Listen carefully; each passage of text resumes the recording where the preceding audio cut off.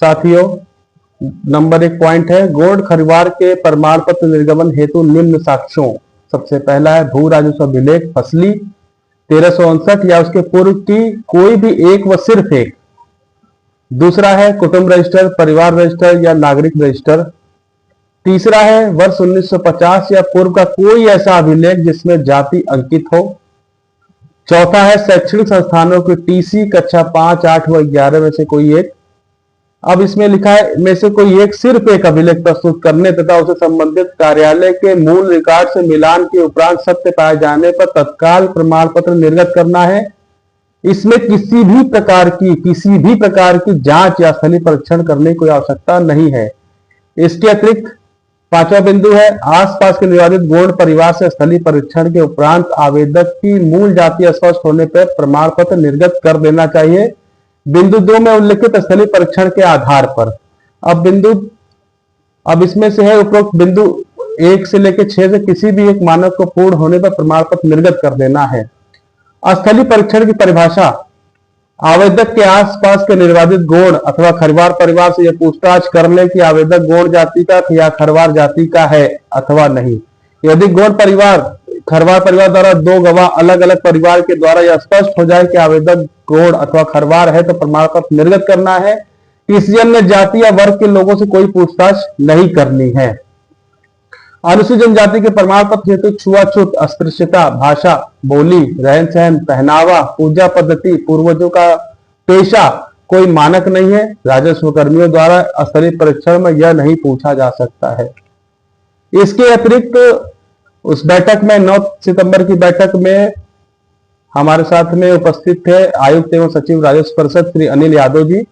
अनिल यादव जी के द्वारा यह कहा गया कि इसमें एक काम और कर सकते हैं और प्रमुख सचिव समाज कल्याण वेंकटेश्वर लूज द्वारा भी यह कहा गया कि बहुत से लोगों का पूर्व का प्रमाण पत्र बना हुआ है जो कि ऑनलाइन नहीं शो हो रहा है। तो एक बिंदु 5 नंबर पे यह डाला जा सकता है कि पूर्व के निर्गत प्रमाण पत्र तो वो भी साक्ष्य के रूप में मान्य होगा, ऐसा प्रमुख सचिव जी का कहना है, ऐसा आयुक्त एवं सचिव राजस्व परिषद का कहना है।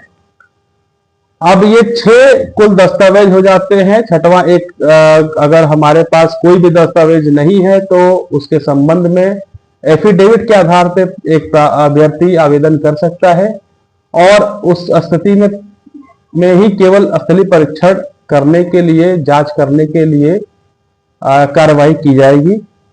अभी तक इन बातों पे लगभग हमारा जो मत था कि इनमें से 1 से लेकर 6 तक मतलब भू राजस्व अभिलेख, कुटुंब रजिस्टर, परिवार रजिस्टर की नकल या टीसी या पूर्व निर्गत प्रमाण पत्र या स्थलीय परीक्षण, इन सभी के में से कोई भी एक मानक पे पूर्ण होने पे प्रमाण पत्र निर्गत होना चाहिए।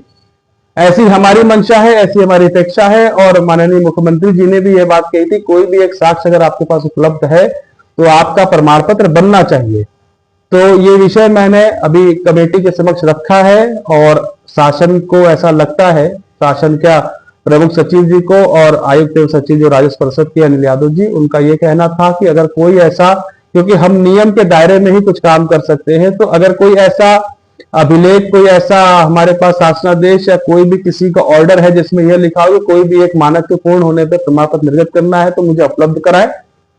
तो एक 1998 के जहां तक मुझे नॉलेज है तो उसमें ऑब्लिक करके सारे जो भी अभिलेख थे ऑब्लिक करके लिखा गया था, जिसका परिभाषा जिसका यही होता है कि कोई भी एक जब ऑब्लिक लग जाता है तो इधर राइट साइड और लेफ्ट साइड, तो दोनों में से कोई भी एक को मान्य होता है। तो ऑब्लिक का अर्थ यह होता था उस समय के किसी शासनादेश में ऑब्लिक लिखा हुआ था, तो संभवतः यह हम प्रस्तुत करेंगे अनिल यादव जी के सामने भी, प्रमुख सचिव के सामने भी। इसके अतिरिक्त 1995 में श्री राम अरुण जी उत्तर प्रदेश SC/ST आयोग के चेयरमैन थे, हमारे प्रिय असीम अरुण जी के पिताजी थे। तो उन्होंने भी एक आदेश खरवार समाज के लिए, गौड़ समाज के लिए एक आदेश आयोग के माध्यम से गोरखपुर जिलाधिकारी को दिया था कि यही सारे मानक थे उसमें कि किसी भी एक मानक के पूर्ण होने पे प्रमाण पत्र निर्गत करना चाहिए।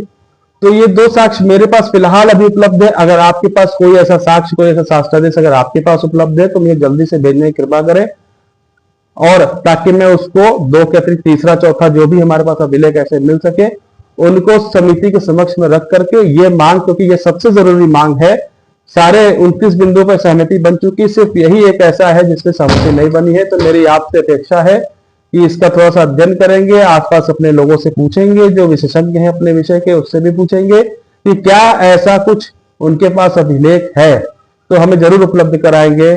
सेवा जोहार, धन्यवाद।